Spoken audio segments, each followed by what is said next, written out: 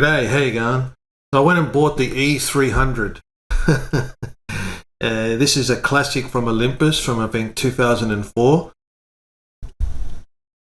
and it is in mint condition.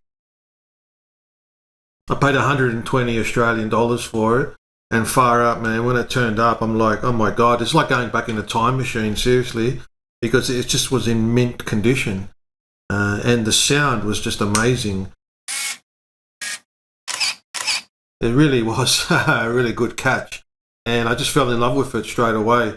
Now, obviously, it's not as good as the E500, which came out later. This is the E500 that I bought. It's got a bigger screen and everything, and but the unique thing about this is that it's got a low profile as opposed to the high profile there, the Prism, the SLR. This is an SLR, but it's a unique SLR because it's got a Poirot.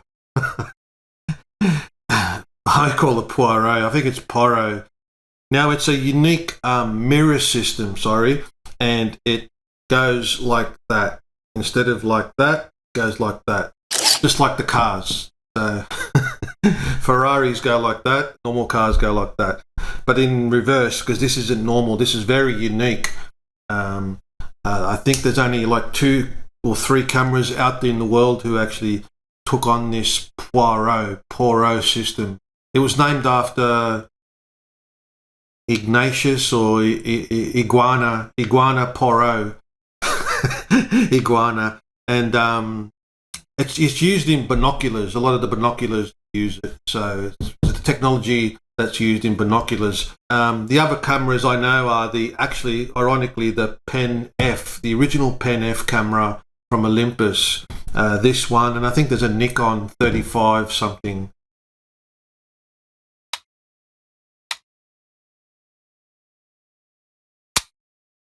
And it's actually quite good because it gives you that low profile. And what they did, they utilized it to give you that rangefinder setup. Even though it's not a rangefinder, well, kind of technically it is without the focusing. Because the image, when you look for it, it's still a mirror. It's just that it goes bing, bong, bing, ding. It goes sideways. It bounces sideways. Poirot. I've been out on 2 expeditions. One was a day and night at the Indian festival, Harvest Festival in Harris Park. And also I took it out the next day just for around Harris Park for the local area around there during the day. So I've used it in day and night, and I tell you what, at night, don't worry about it. It was shocking, but it might have been human error actually, because I had to extend it to ISO 1600 at night, even with this new lens that I got, the 2.8. So speaking of the lenses are quite expensive, I'll tell you now.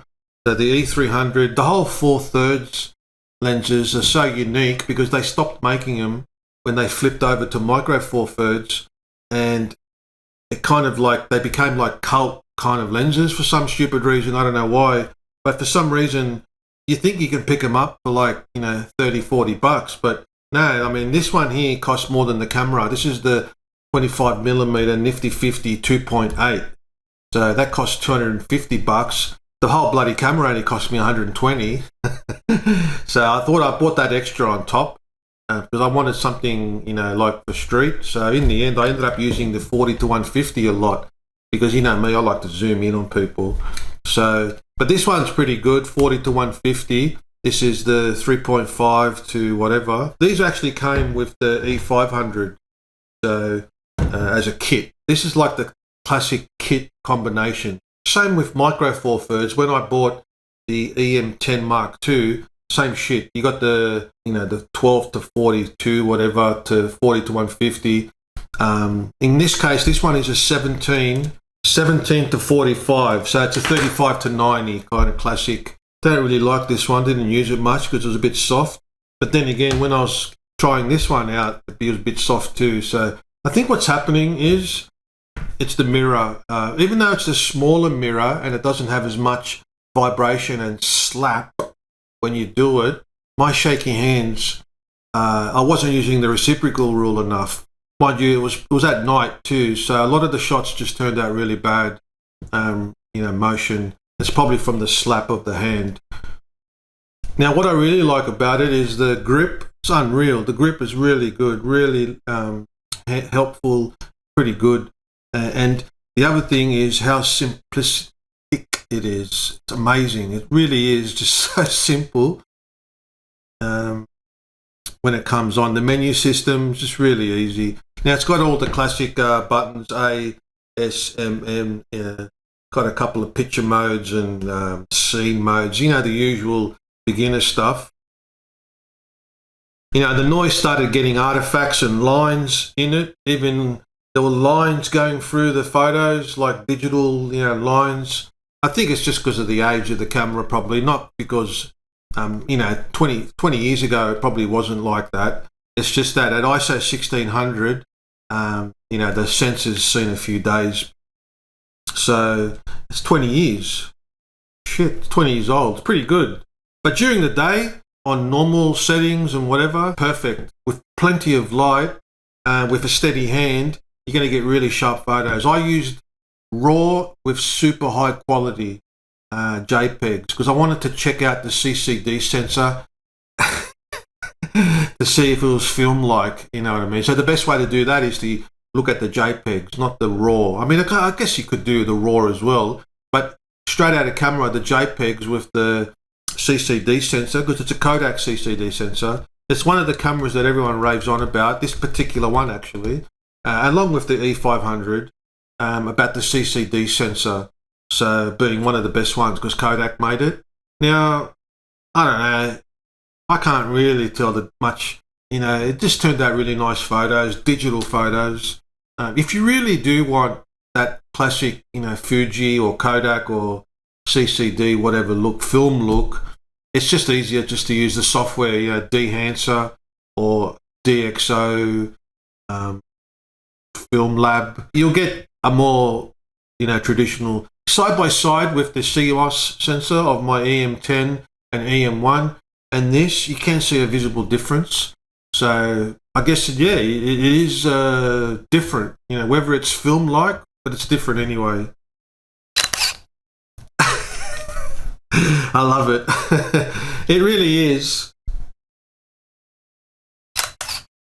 Just that really, it's probably, I think because it's the, the flippy doors to the side, it gives you a little bit of a different sound. So when I first picked it up, I'll tell you what,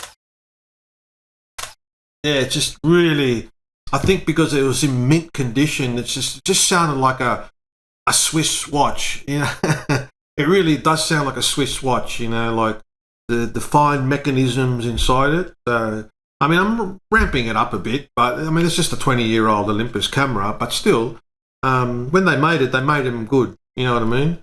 They don't muck around. And the build quality is solid metal, aluminium, whatever. Got a little,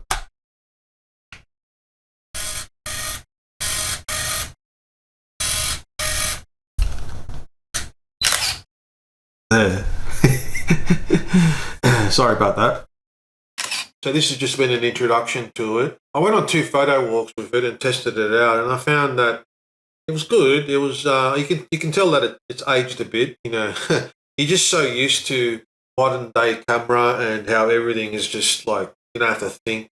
But with this, there are some limitations. But what do you expect? You're buying into the retro experience of having a novelty camera, which is what you're really buying it for. You're not buying it because it's the latest bloody thing, are you? So it's just fun, a bit of fun that you can take out a retro camera of 20 years old and get some really good photos. That's what I really like.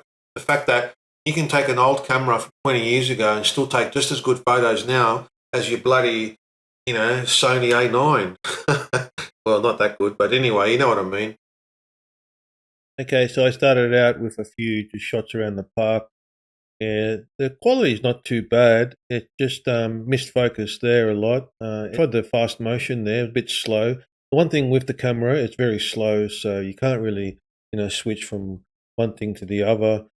So I missed a lot of focus. I'm thinking it's the reciprocal rule. So if you look at that, that's at 1/30 seconds. Of course, I'm going to miss it. I'm at 150 millimeters and I'm shooting at 1/30 seconds. Of course, I'm going to shake the bloody camera. I don't know. Is that CCD? You know what I mean? Is that CCD sensor Kodak? I guess it is. You know, it's nice and warm when mist focus there. That's the good one. There's Jerry's cousin sniffing. This pit bull there, I don't know what the hell it was doing. Missed the focus there. Motion blur.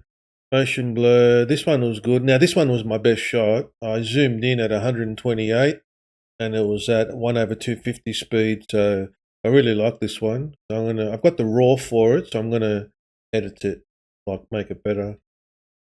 Actually, I don't have the RAW for that one. I've only got the JPEG. Bugger. They should always do RAW plus JPEG. Always remember. Then I tried exposure compensation. That failed miserably. So, Jerry, missed focus, motion blur. Jerry, nice depth of field there at 150 millimeters. There's a Holland House, this shop down the road, and I thought it might be pretty cool because they had a lot of color, like the Dutch shop where they sell Dutch stuff. A good color for, you know, this whole Kodak thing, you know. Kind of, yeah, it looks alright. Pretty boring. I like this one. I don't know why, I just like it. And this is my industrial disease. I tried to get that color, the boring shapes, and kind of work. A bit blown out there. This one's at the park. I don't know what the hell these are, but you can sell with high quality. These are all JPEGs, remember. High quality, you get some really good shots. This one's a bit of a landscape. I like this one. I don't know why. It just looks, I don't know. That's the zoo. You can see the zoo. I thought this one here, the girl in the green with the green. The green was different on the day. I didn't remember it being that weird colored green. So maybe that's a CCD sensor. And this guy was funny. He had the dog on his. I asked him to take a photo. These are boring. I like this one here. I could crop that here. I could crop it there to make a nice photo. Yeah, I like that one. I might crop that one. Boring. Oh, Jerry. Jeez, you sad puppy.